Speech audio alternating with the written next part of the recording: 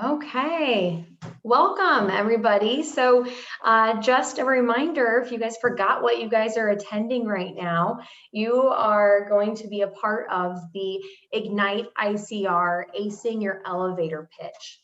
So thank you for being here. If you can access the chat, if somebody wants to tell me, we're gonna have a little like pop quiz right now.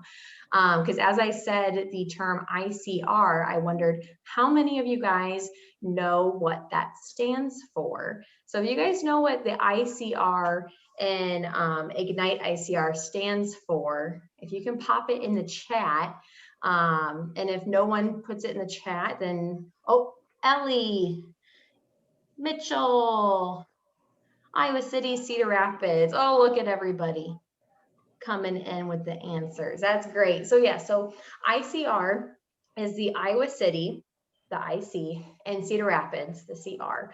And it's the regional brand for Cedar Rapids and Iowa City and everything in between. And there are several different kind of branches of ICR. We have this Ignite ICR, which is our programs for area interns. There's ICR Future, which focuses on K through 12 students. There's Inclusive ICR, which focuses on diversity, equity, and inclusion efforts as well. So that's just a little bit, very high level overview about ICR. My name is Jessica Commissar, and I work at the Economic Alliance in Cedar Rapids, and I am our administrative specialist, and I oversee our Leadership for 5 Seasons program. And I'm also joined today with 3 lovely, lovely panelists. You guys are so lucky to hear from them. And so they're going to kind of go over some Q&A. And at the very end, we're going to have some examples of what not to do and what to do during an elevator pitch. But before we jump into that, we want to know a little bit about you guys and where you are from. So if you can go back to the chat and let us know what company you represent, and then where you're from. If this is your home base, or if you're here from out of state or outside of the area, if you can just pop it in the chat of company and where you are originally from. We got Collins, UFG. Panelists, are you able to see the chat as co-hosts? Yes. Okay, perfect. Myron, Leapfrog. Nice. So a lot of people are outside of the area and not familiar with Cedar Rapids, which is what we love because we want to tell you all the great things. Transamerica, Andrew, you're from Marion. That is where I was born and raised as well. Fellow Marionite. Others in Iowa, lots from Transamerica and Collins. Those are 2 of our largest employers and extremely important to the community. Hills Bank, you're from Cedar Rapids. Dan, welcome. Great. Kelly Crans at Kinsey. That's a mouthful right there. I like it. Awesome. Well, welcome everybody. So whether or not you are from the ICR region, I hope that you can gain some more insights on your home base, and those that are new to the area as an intern, we hope that we can provide you with some good examples of what we have to offer for your current experience or for coming back here after college and starting your career here. So without further ado, your panelists for the day. I'm going to have you guys go around and introduce yourselves and give us your elevator pitch. So let's start with Maurice. Thank you. It's interesting being put on the spot, but I would say the easiest way is to think about businesses are struggling right now to understand what it is they're supposed to do and when they're supposed to do it. So what I do is I act as a consultant or mentor, both on the marketing and operations side, to make sure that they're doing the right thing at the right time. And I do that a couple different ways. So the first one is through the Empower Iowa. And that is a nonprofit program that helps entrepreneurs launch and grow businesses through a 12-week cohort style program to remove barriers for acceleration.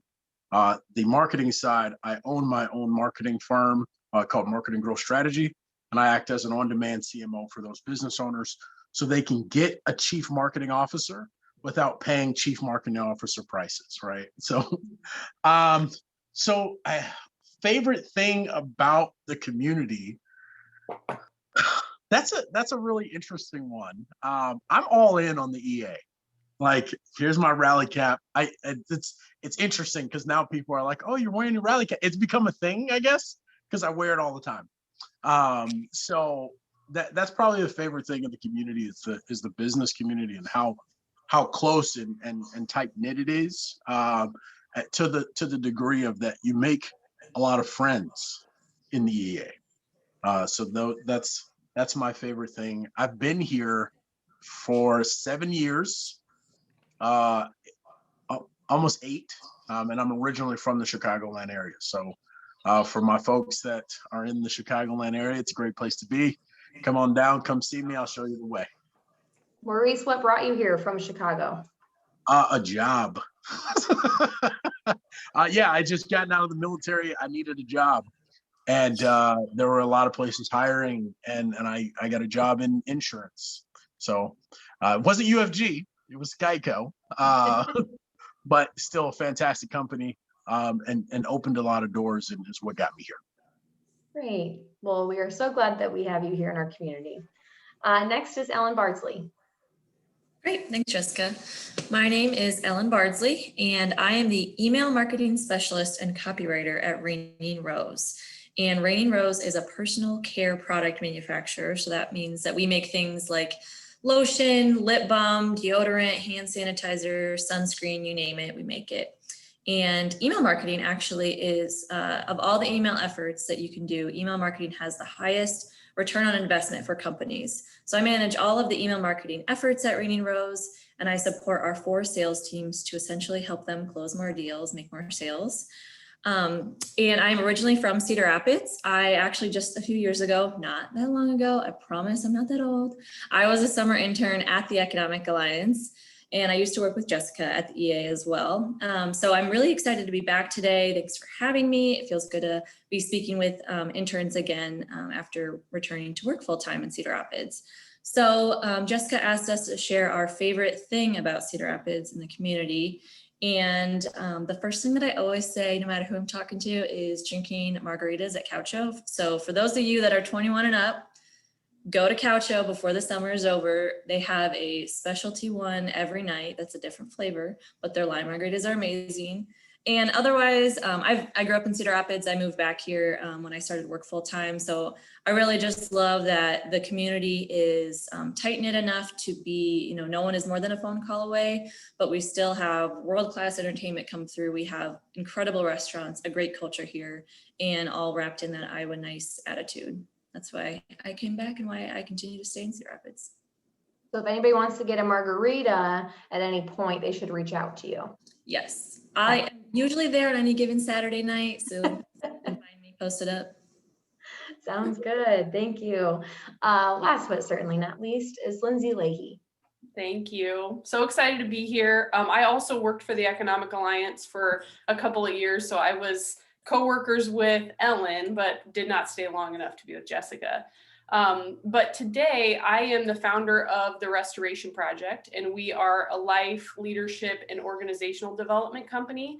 I've got a team of 4, and we coach individuals and consult organizations to live, lead, and work with meaning. So we've been really busy in the pandemic because it's a big scramble for people to kind of get back to what is our purpose here? What is my role? And what does that really mean? So I would never wish the pandemic on anyone again, but it has been a blessing for our business and just a great opportunity to work with the leaders and companies here that we love. I have been here 15 years in Cedar Rapids. I came to school at Mount Mercy and stayed. I'm from Nebraska originally. And favorites, Map Room is my favorite restaurant. So go get a burger at Map Room before you leave. I love hanging out at the library. I love the trails. And kind of like Ellen said, this is a community where people really partner for unique experiences. And So right now, Bruce Moore and Theater Cedar Rapids have partnered up to do some outdoor shows at the Bruce Moore Mansion, and that has been my favorite experience I've had in Cedar Rapids for a super long time. Great. Yeah, you guys have already heard the word community thrown out a couple of times. And I think that's probably my favorite part about Cedar Rapids. I was born and raised in Marion, like I mentioned earlier. So I've lived here my entire life. And I am honored to live somewhere where it truly is a community. So a lot of you, most of you, all of you, except for those that were probably around in Cedar Rapids or Marion, the flood of 2008 seems like forever ago, but the way that the community really rallied together and came together to help individuals and businesses. And then they did it again last year with COVID. And then they also did it again last year with the Durate Show. So Cedar Rapids and the surrounding communities have seen our trials and tribulations, but they ain't knocking us down because we're all here together and we all pitch in. And that, and also the food scene is probably my favorite part as well. So if you guys need any list of local restaurant recommendations, reach out. And afterwards, I'll send a follow-up so you'll have my contact information as well. So thank you, panelists. Attendees, at any point, if you have a question that you want to ask, feel free to either drop it in the chat or in the Q&A. When you put it in the chat, if you want everybody to see it, just send it to everybody, or you can just send it to just the panelists and we'll see it. And then at the end, we'll take care of any questions that might not have been answered yet, or give you guys an opportunity to ask more questions. So for the next several minutes, I have some questions for the panelists. So let's have a casual conversation about how to network yourself and what is an elevator pitch and what does it look like? What does it sound like? And then we will have a special guest, Brady. I know that you're here. So later we'll have you come off of mute and hopefully see your face. And Brady's going to show us what not to do and what to do and give the panelists an opportunity to point those out. So thank you in advance, Brady, for being our guinea pig on that. So time for the Q&A. So in your own words, what is an elevator pitch and when should it be used? And whoever wants to go first. You can get started. I'll go. Go, Ellen. Lindsay. Go. Okay. You go. In my own words, I think an elevator pitch is essentially kind of your value proposition in 30 seconds to a minute time length about who you are, what you're about, what your value is to the audience that you're speaking to. When should it be used? Essentially, I mean, you could argue that you use your elevator pitch every time you introduce yourself to someone, whether it's in a professional setting or a casual setting. We tend to associate it more with the professional setting. So that's why it's really important to kind of prep ahead of time, think about what you want to say, because it's often used in when you're giving presentations, when you're in a job interview. It really sets the stage for how you view yourself and how others view you. Love. I would only add, really be thoughtful about what you want people to know about you, what you care about, put that in there, and keep it short enough that it invites questions and conversation. Like, you don't have to put it all in that little snippet, but make it interesting and short enough that it invites questions. Yeah, I would say the ladies did a really good job summing it up. So I'm gonna just say something for the sake of validating my existence on this call right now. I would say your pitch is really the story you tell to get people interested in you. And so the couple of components or things that are important to make sure that there's some intrigue, but also some value that you're leading with all at the same time. Great answers. Yeah, I think, to Lindsay's point, keeping it concise, but also like keep them wanting more, you don't want to answer every question that somebody has about you in 30 seconds or 60 seconds, because then that conversation is just going to end. So yeah, keeping it short, sweet, concise, with an opportunity for some like open-ended questions, I think is great. So those are great answers. Sometimes elevator pitches can seem dry or maybe boring or not interesting. So in your opinions, do you have any examples of what sort of unique spin can you put on an elevator pitch to make it memorable? I can start this time, so that way I don't run out of things to say. I didn't want to start again. I wanted to give you guys the opportunity to say your piece first. So if you watch TED Talks, everybody always starts out with the story, right? And it's this idea of that I need to set the stage before I tell you what's about to happen. Traditionally, like you think about school, we were taught to, I'm going to tell you what I'm going to tell you, then I'm going to tell you, and then I'm going to remind you. That's really boring. Like nobody wants to hear the same stuff 3 times. And so when you're talking to someone and you're delivering your elevator pitch, it's really about delivering the problem, the thing that I care about most. If you go back to mine, I said, you know how businesses are struggling and not knowing what to do. That's the problem. And if you have that problem, now you're listening. And then I deliver the solution or tell them how I provide the solution. I work with them by doing X, Y, Z, ABC.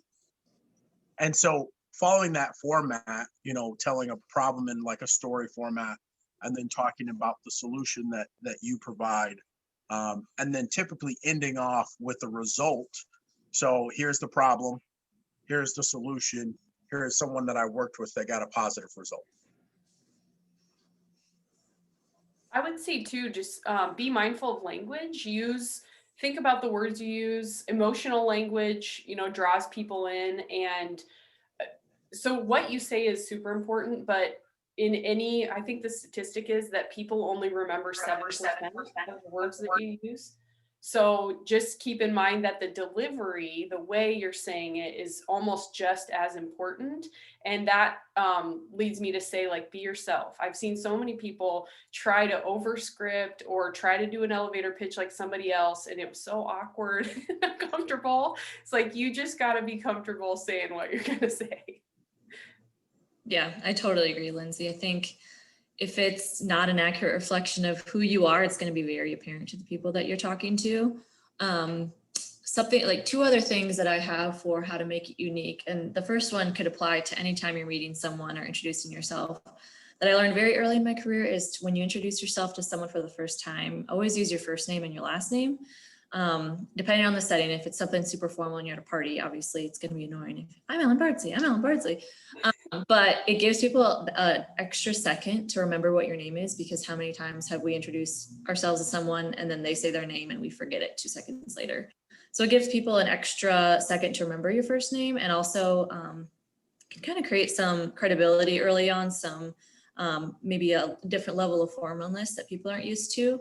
And another way to make it unique is if there's a way, I work in marketing, so I'm always thinking about when I write content, how to make it relevant to the audience that is reading it. Because not everyone will understand the same things, not everyone speaks in the same way, or has things speak to them in the same way. So I try to find, is there something I can add in to make that direct connection with my audience?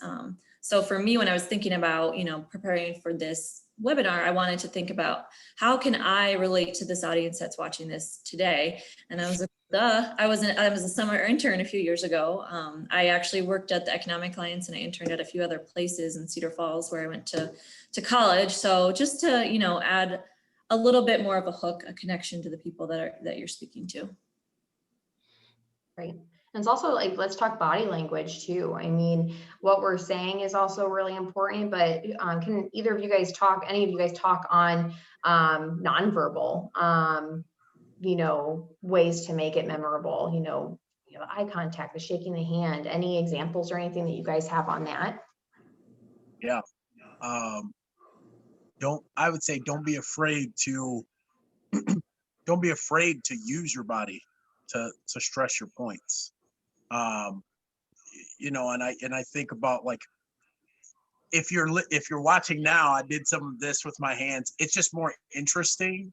And I just happen to be like a communicator with my entire body. So, it comes easy, or a little more natural in the sense of like, I'm going to do it.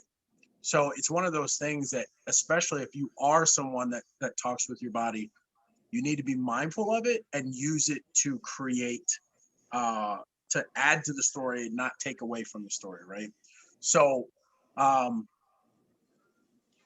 some examples can be, things like, how are you anchoring a thought like before and after, and the way you position your hands. And you might say, this is what happened before and then after, like position it so that visually I understand that there was a transition from before and after. Things like that can help drive or make it that much more memorable, because you're engaging the all the senses in the process, instead of just saying, yeah, I help businesses before and after. Like, you look weird, first of all, and second of all, like, now I'm there's nothing else for me to remember outside of what you say. I like to think a lot too about how do you want the other person to feel, back to different settings and different types of people. If it's very professional, then your body language and your facial expressions might be different than if it's a social setting and a party setting. But I smile a lot. I like to hug people. So I got to remind myself now, we have to ask now instead of going in for it. But I always try to think about that. How do I want people to feel about me as I enter this space, and kind of anchor my body language in that? I love that, Lindsay. And I love that you're a hugger. If you didn't know, Lindsay literally stood, I don't know where you were, downtown Cedar Rapids with Green Square. Yeah. Green Square years ago with the free hug sign. Mhm. So I would just echo off of what Lindsay and Marie said, be true to yourself in what you say and how you say it. If you're a person that talks with your hands, talk with your hands. Don't try to force them to be at your side the whole time, because you'll be focusing on that more than you're focusing on the words that you're saying. And something else I would add for those who maybe are introverts or soft speakers, I tend to have a voice that's a little softer than other people. Just be aware of that. You don't have to scream at the top of your lungs, but be aware that your speaking level might just be inherently softer than other people around you. So when I'm speaking, like when I'm speaking now, it's a little different because I'm on camera, I have a microphone in front of me. But if I was in a big room with you guys, that would be something I'd have to think about the entire time that I'm speaking. Whereas Lindsay is a little bit different. She's definitely more extroverted. Her voice carries differently than mine does. So she might be focusing on other things. Being Side, quieter, not side screaming. note, Ed, you just brought up the idea of introverts. For any of my introverts out there, I kind of want to give our gracious host a job. I wrote a book called Introvert Survival Guide to Networking. I'm willing to give copies to folks on the call. I just need to know your name and where you are, and I will send you a copy of the book. Mm. I didn't know you wrote that book. Yeah, that's awesome. I did. So, labor of love. Yeah. Would it work best if when I send the follow-up after this, just include that in the email if someone's interested, and I can gather their names and any other information you need? Yes. Wonderful. That's so kind of you. So there we go. Any introverts on the call? Maurice is coming in clutch with some tips for you. So fear not. For new graduates, so like we already mentioned, most of these attendees are current college students, they're interns. When they graduate, they might not have all the work experience as a more well-seasoned professional, or even us have to be able to speak to during their elevator pitch. And I feel like a lot of times that's what people fall back on, is what they do for a job and what they have done in previous roles. So for a recent grad that might not have that experience, what sort of talking points do you recommend that they use in an elevator pitch? Yeah, I mean, if you don't have maybe the work background that others that have been working full time might have, look back to what you do have. I mean, when you're in college, what groups were you part of? Where did you volunteer? And think about the aspects of yourself professionally that translate, whether it's work or in school. Are you great at time management? Are you a great project leader? Those kind of things. Because I think someone asked too, like, how do you open the door for questions when you have a pitch like that? By maybe adding in some of those buzzwords or attributes of yourself, it opens up the interviewer or whoever you're speaking with, can you give me an example of something that you're good at, a project that you led that went really well? Or can you give me an example of how you're a great communicator? I would say too, it's not always just about what you do, but who you are and maybe even what you want, so using words to describe yourself, your core values, what's meaningful to you is you could include, and what you're looking for. I'm looking for a company that blank, or I'm looking for a leader who is blank if you're looking for a job opportunity. So it doesn't always have to be just about what you've done, but about who you are and maybe what you're looking for. Yeah, I'm gonna take a different approach with this one. I'm gonna say, if like, when I graduate, I want to get a job as a social media manager. We're just gonna use that because it's really easy. Don't use the fact that I didn't have enough experience as an excuse. Go and get the experience.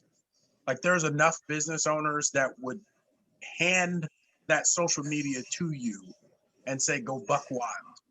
And so sometimes if we don't have the job experience, sometimes we have to go create the experiences. So you have the time now.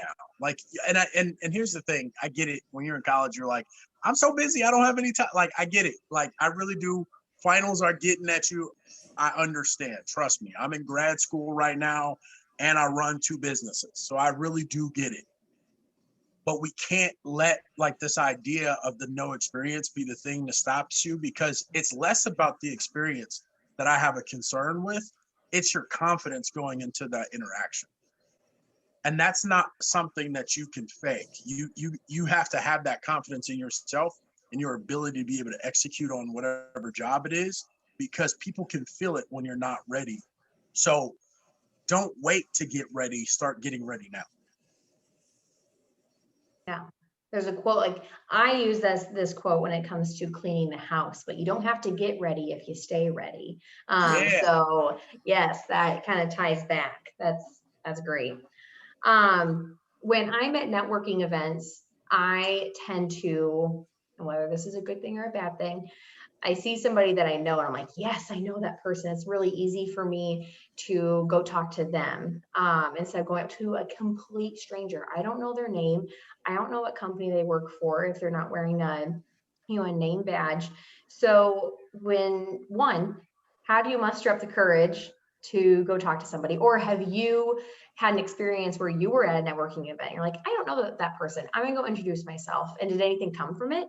And then kind of second part of the question is, how do you get started on a conversation when you don't know that person? So if I'm talking to someone who I know likes X, Y, and Z, I can kind of incorporate those things. But when you know nothing about a person, how do you network with them? Yeah. Let me grab this one. Yes. Ooh, this is a good one. So I talk about this in my book, honestly. And the thing that you have to recognize is, like, when you're in that situation, you're both in the situation. Like, you don't know them, they don't know you. And so, like, realistically, just understanding that just about everybody has a little air of awkwardness at a networking event. Introvert, extrovert, our scales may be a little bit different, but everybody has a little bit of that. I don't know this person, and I'm trying to, and I have to get to know them really quickly. So I would say lower like the expectation that you're going to be able to like walk up to them and generate this profound conversation, and literally just say, hi, my name is, stick your hand out and say, nice to meet you. What's your name? That's it. Like, So simple. Yeah, that's the networking trick. Like, plain and simple. That's the book. That's the whole book, basically.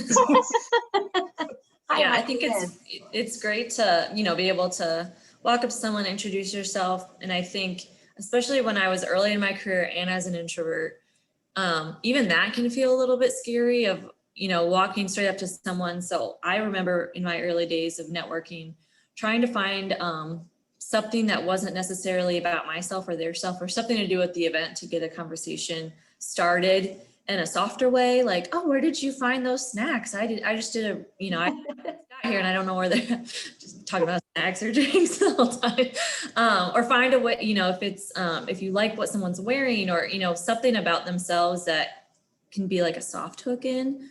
And also knowing that just as humans, it doesn't matter how big or small your ego is, people like to talk about themselves. We all, just as humans, love to do that. And you can just ask a lot of questions about someone, beyond just the, hi, how are you? Where do you work? What do you do? Find something to grab onto. It's the summertime. Are they going on any trips? How are they spending their time now that the world is reopening? That simple questions like that can open up to a lot more that you have to work with through the conversation. And remembering you don't always have to bring it back to yourself. Sometimes letting there be a little bit of an awkward silence, letting people think, you don't have to bring it back to, well, I did this, and I did this. And if there's something that you relate back to that they're talking about, sometimes that can come across as almost like a one-upper in a conversation. Yeah, Lindsay's like, and because I've met those people, and I've probably been that for some people in the past when I haven't been conscious of it. You're just trying to add to the conversation, but it can feel like you're trying to, one-up them. I would say too, take a buddy if you're feeling. I'm the person that shows up in a sunshine costume and goes and mingles with everyone. So I don't have this introverted nature, but when my friends come, I'm just like, hey, I'll go with you and let's just together go find a single or a double that are kind of standing off to the side and start that conversation. And I appreciate what Ellen said. I've found that the less I talk and the more questions I ask, the more somebody's likely to remember me, because they just want to be seen and heard. So I like to ask people, what they care about or what's the best thing going on in their life right now. Think about some questions that are, we're all human beings. Like, we hype this up. Even, the mayor of Cedar Rapids is a human being. He just wants to have a normal conversation with another human. So don't psych yourself out about it. Ellen, I've definitely used go ahead, Maurice. No, I was just going to say, I'm a very goal-oriented analytical person. So this might not resonate with some people on this call. But I have to set a goal because I'm very introverted, naturally. So when I go with the intent. I said, I'm going to meet 5 people that I don't know. And I'm going to learn these 3 things about those 5 people. And so for me, that sets the bar.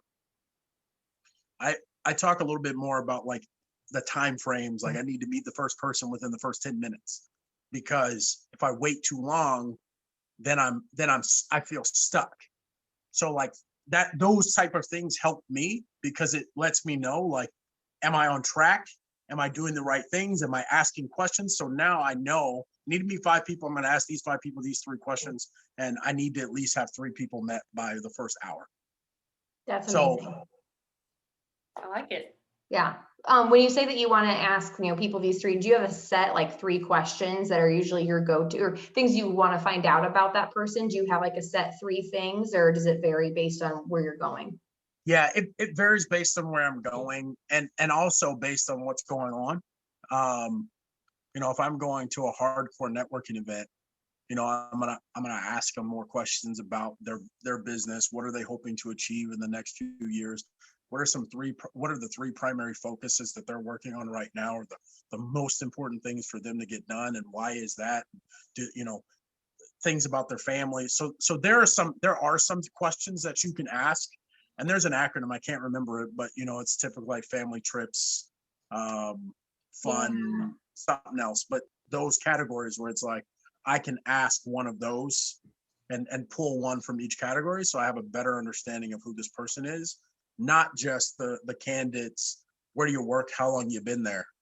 That's great, but I can look that up on LinkedIn. So that's kind of my rule of thumb, is if I can learn from LinkedIn, I don't want to ask. Yeah.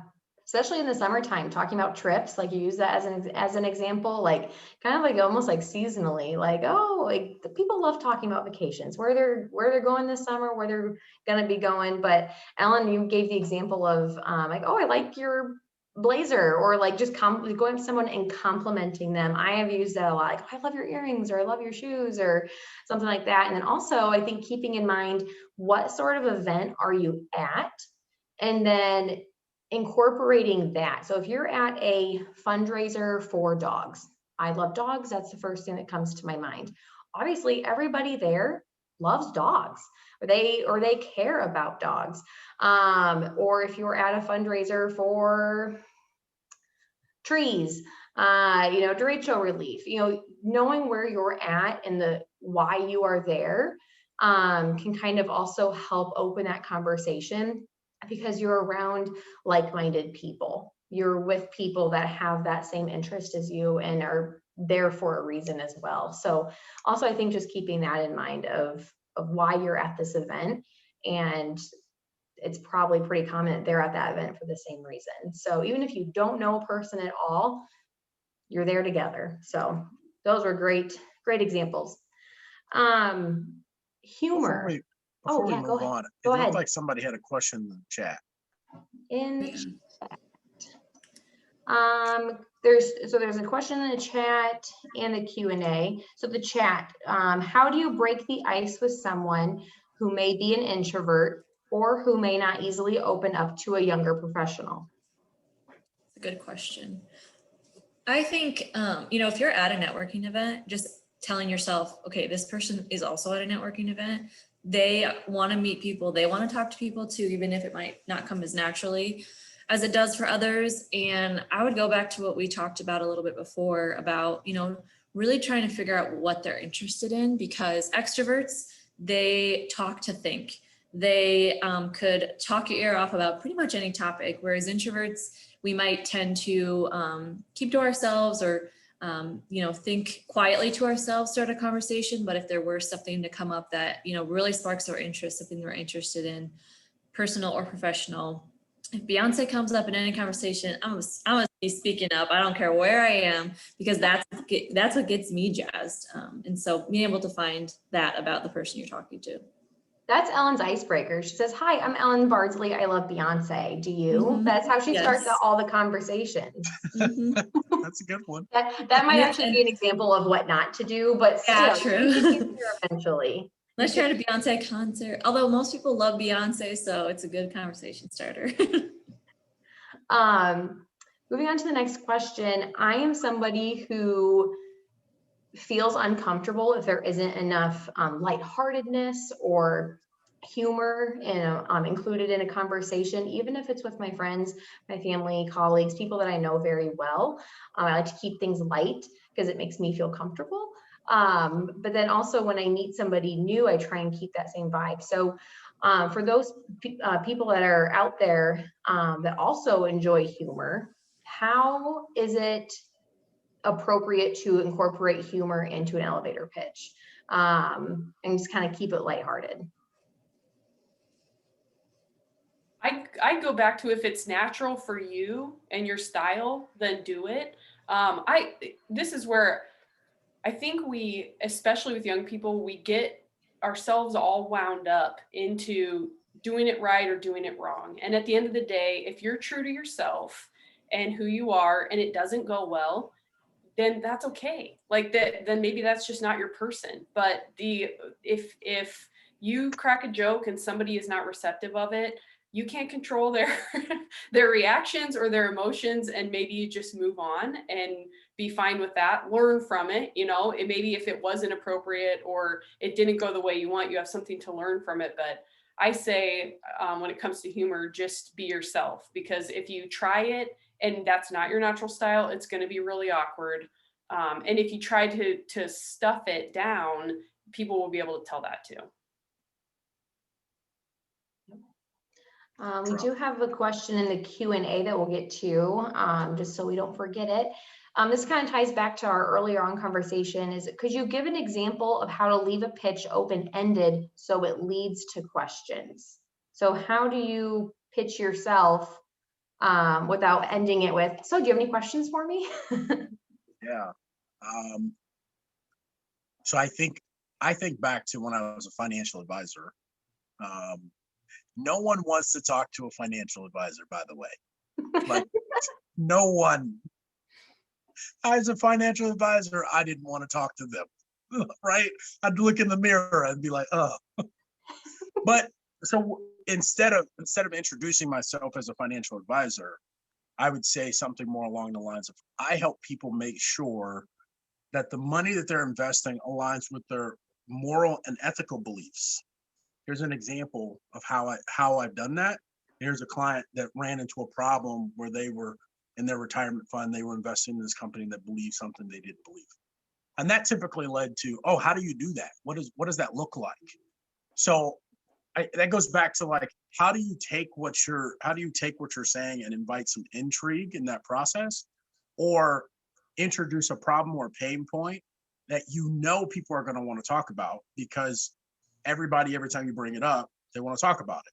So when I'm talking about my marketing business, I say things like, you know how every day there's a new update on social media and it's impossible to keep up.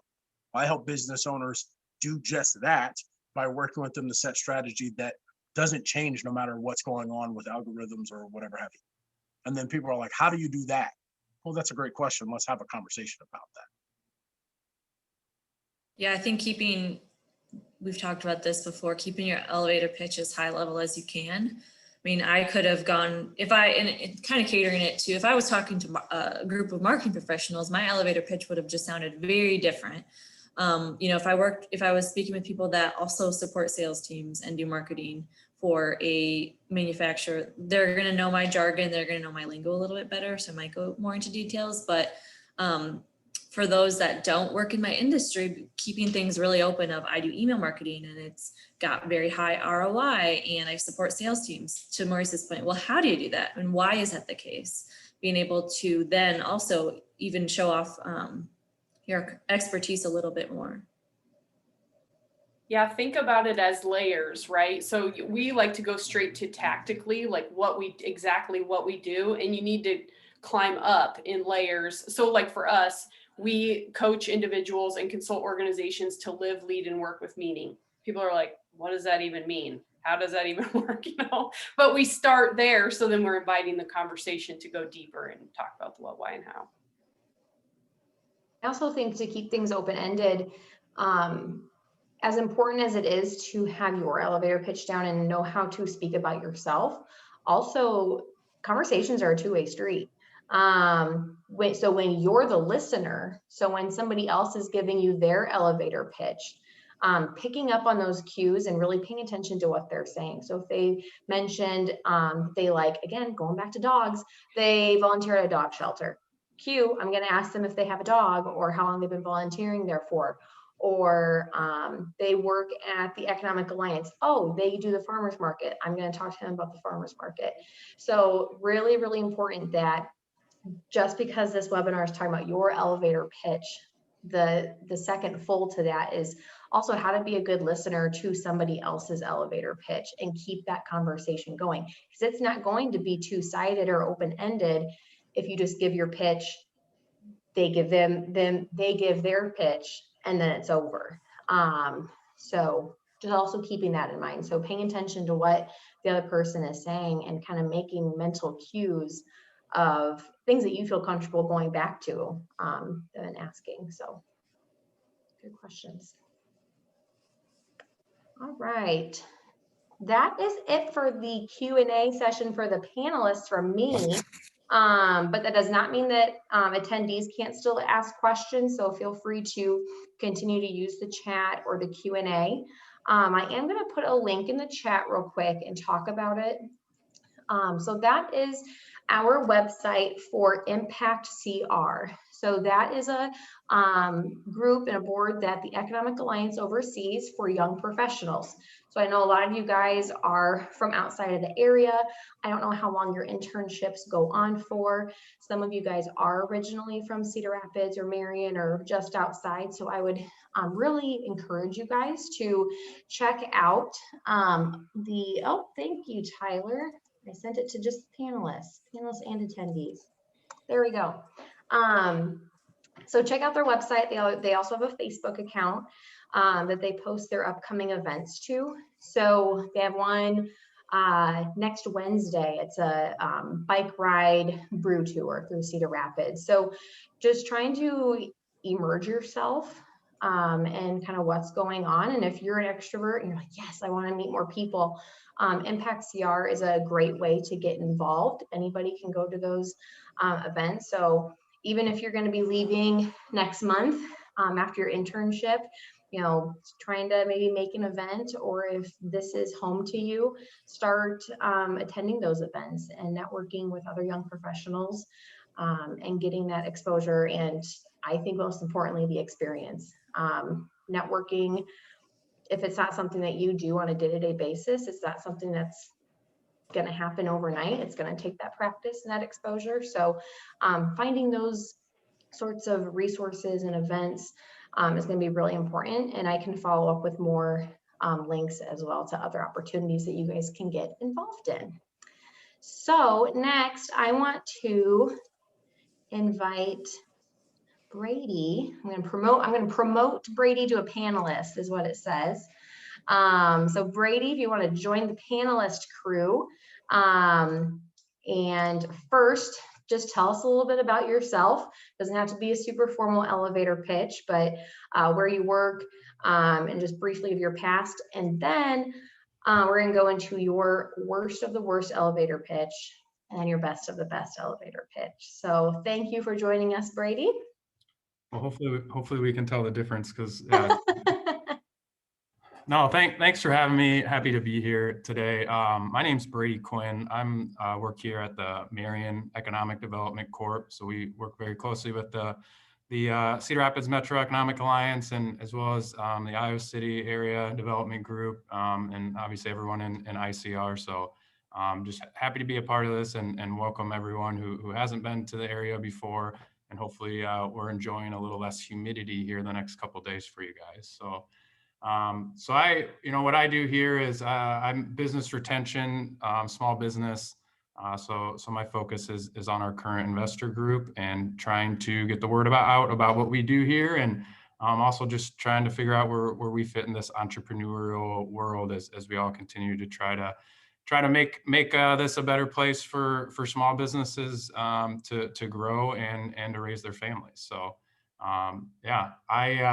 So mine, I definitely kept it more focused on my current job. I did start here back in November. So that's kind of been my focus, is just when I have conversations, just letting people know what I do, what we do. And then just what I try to do is bring it back to something current, to what's going on in the world today, that's impacting them and their business. So we'll kind of kick it off here. So my name is Brady Quinn. I work on behalf of the Marion Economic Development Corporation, or MEDCO. My focus is on business retention and supporting small business.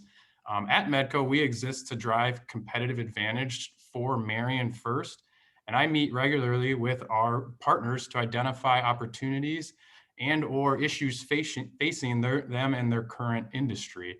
My current priority right now is supporting and implementing our different workforce programs and strategies to meet these current challenges that we're all seeing. I'd love to get your perspective on the current state of the workforce. So I tried, I guess, throw out that question to try to pull people in. I mean, we all know, I think we've all seen the help wanted signs, right? I just think trying to bring it back to something current to me, I mean, that's the world I'm living and working in. So I guess just to try to engage someone right away is my go-to. So yeah, I loved that ending question. That was great. So Lindsay, Ellen, Maurice, what did you notice about that elevator pitch from Brady that would set him apart from somebody else? What did he do well? Yeah, I love that last question. Just, bringing it back to something current and offering up the opportunity for them to speak, because workforce and availability of workforce is such a hot topic right now that pretty much anyone who's working full-time or looking for a full-time position can relate to, or for the folks that you work with, smaller businesses that are hiring. I also appreciated, we didn't really talk about this, but it was very outcome and client focused. Your pitch was like what you're trying to do in the community and how you're trying to make an impact versus like what we do from an activity standpoint. It was really focused on the community and client. That was good. I'll have to agree with the question at the end. The way that it really opened up the conversation was huge. It definitely would have got me engaged in talking about a problem that inherently you can solve. where you can start gaining more information about what next steps would be. Yeah.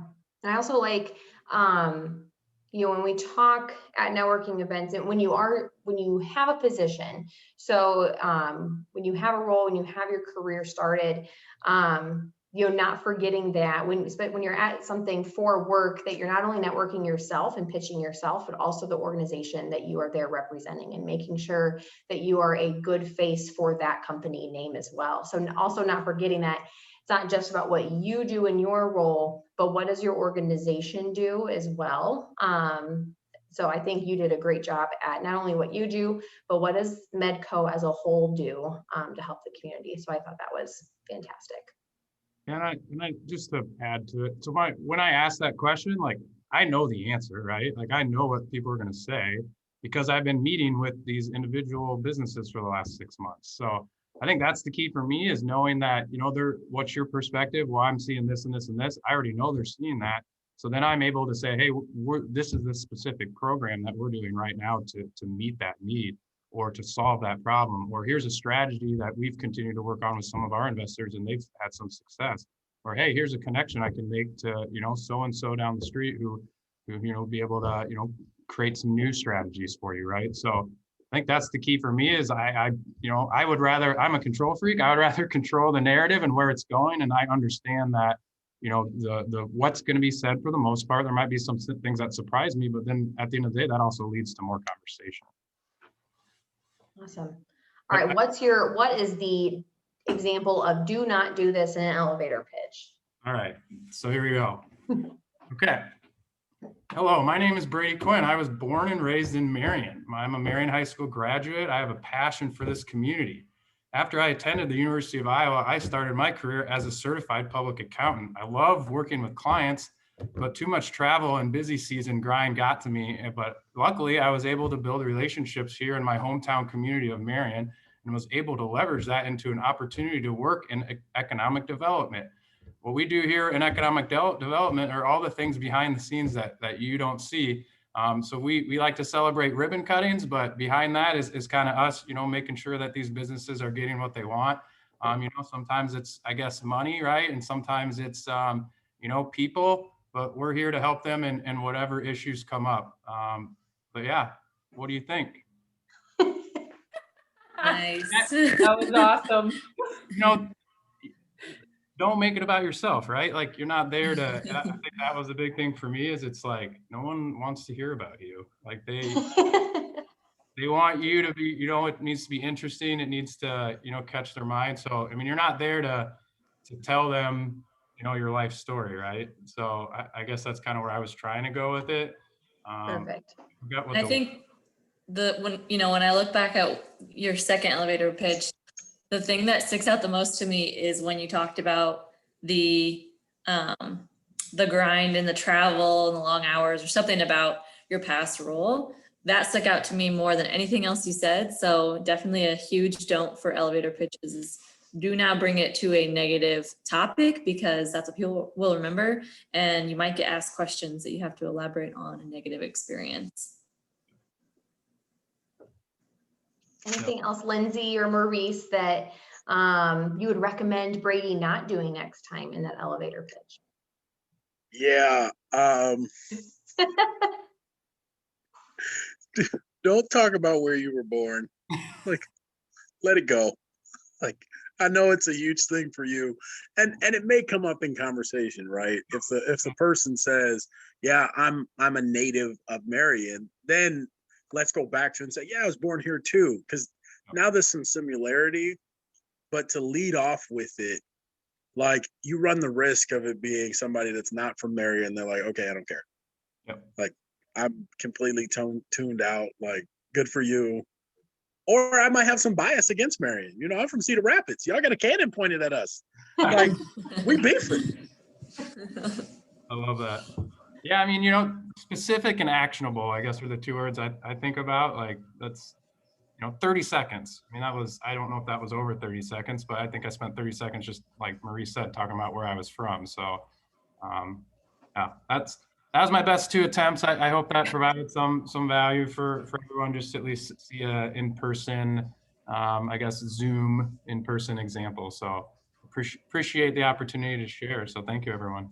Thank you, Brady. I think, yeah, you mentioning Zoom at the end is just kind of making me think, networking and presenting yourself virtually versus in person, and just kind of the really slight tweaks and adjustments that you have to make. And again, I hope that we are towards the end of our Zoom days, but personally, I feel like it will linger a little bit, or have hybrid options on things. And so anybody want to jump in on kind of a in-person networking versus virtual, and any tips and tricks that you guys have learned over the past, oh wow, like almost a year and a half that we've been doing this. So yeah, any experiences that you guys have? I think when you're online, we've gotten so used to controlling everything about our environment and our setup. Like I don't have anything behind me. I just moved into this apartment. But I thought about what was behind me. I thought about my appearance, and I control the temperature and the sound and the lighting and all that, versus when you're in person, it can be a little overwhelming, and we're going to have to learn how to think on our feet, if it's warm in the room, or again, if you don't know anyone in the room, to be able to quickly identify something to speak about, just not having as much control. And it's harder to be social this way. So like a lot of times I see us trying to get into things too quickly and not making those connections at the beginning. Or if it gets awkward and we're talking over each other, people make it worse by just being awkward about it. Where Ellen and I were just like, whatever, we talked over each other. Ellen, you go. Just be a human. Again, this environment kind of turns you into almost a robot. So remember to show your personality. And you have to do that, almost over exaggerate in a virtual world. Yeah, I probably would say something slightly different in the sense of sorry about that. Online allows you to, if you're diligent, to meet more people faster. So like an example right now is there's a list of 53 people on this call right now. You really could have been on LinkedIn and invited all of them to your LinkedIn and said, hey, we're on this call together. I just want to touch base with you after the call. And that's not something you can do in an in-person networking event. You're going to miss someone. So specifically, I think when you're thinking about online networking events, take advantage of the guest list. Because it can expand your network much faster, and you don't have to try to fabricate a reason for reaching out to them, because we were both at the same event and I didn't get a chance to talk to you one-on-one. Also, you can't mute yourself or turn off your camera in person. So, you're there. So there's no hiding in in-person ones. But I personally love in-person networking events. I'm so happy we're getting back to them. But yeah, this has been our life for the past several months. And it was a big adjustment for a lot of people, for sure. Any other questions? We have about 1 minute left. Any questions from attendees? If you want to pop it in the Q&A or in the chat. And while you guys are maybe thinking of some, I just kind of want to hit back on the main topics that we covered, for an elevator pitch: keeping it concise, keeping it broad enough that it has opportunity for questions. When you are the listener on the other end, on the receiving end of an elevator pitch, listen to what they are saying and pick up on some of those cues, and find some grounds of interest that you guys have in common. Introverts, ask for Maurice's book and he'll tell you all about it. But also just, like Lindsay said, know that everybody is human at those types of events, and everybody's there for a reason. So any last words from panelists? Get out there and meet people. Now and again. Yeah. We do have one question that just popped up in the Q&A. What are some of the main body language cues you look for in an interview or interaction? Ooh, good question. The ones I look for is if someone's crossing their legs or their arms, and they're kind of leaning back in their chair, to me, that feels like literally they're not as open to hearing what you're saying or to listening to what you're saying. Whereas if someone's leaning in, if they're turning their ears towards you, if their eyes seem to be engaging with you, that's usually a good indicator. Yeah, I'm definitely an eye contact person. If it's hard for you to make eye contact, it's gonna be a struggle.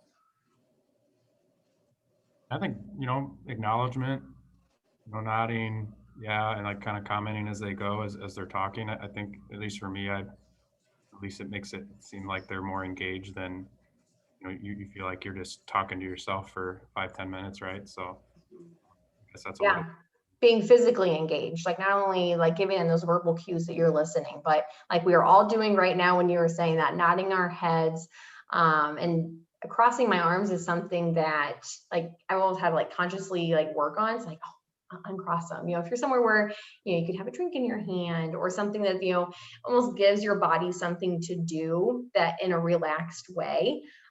Because it is so easy to stand there with your arms crossed, or also I'm kind of a squirrel, like, oh, there's someone that I know that just walked in. Like, stay focused on who you're talking to. Because if I'm talking to Ellen and Lindsay walks in, I'm like, oh, hey, Lindsay. Ellen's not going to feel the greatest. She's going to feel like she's not being heard. So just being locked in on that person, but not in a weird, intense way either. And just make them feel comfortable in that you are listening. Also, handshakes is kind of weird right now. Pre-COVID, Yeah. that's like first thing you do is shake somebody's hand. And I feel like most people now might be back in the comfort of handshaking, but just kind of got to read the room, maybe ask people like, oh, handshake okay? Because obviously that was a big body language do of networking. So I like to do the little wave if I don't want to handshake a bunch of people. I'm out. yes. Just quickly. All right, any other questions?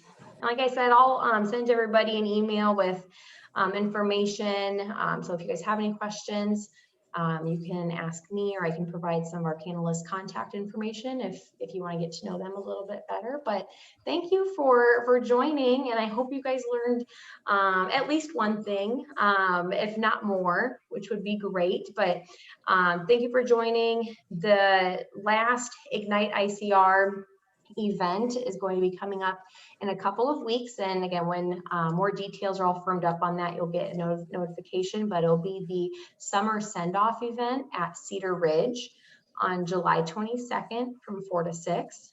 I'll send all this out in an email, but that'll be kind of the final celebration, last hoorah to meet all the interns in the area, and 1 or 2 representatives from companies that are hosting interns. So you can get to know other companies in the area that have interns, what their opportunities look like in the future. So more information to come, but that'll be the last Ignite event. So I hope that whether this was your first webinar or you've attended our other 2, that it's been worth your time. And because you guys, I know, have heard from some really excellent people in the community. So thank you for being here. And with that, the webinar is over. Have a great day. Thank you. Thank you, panelists and special guest Brady. Thanks, Jessica.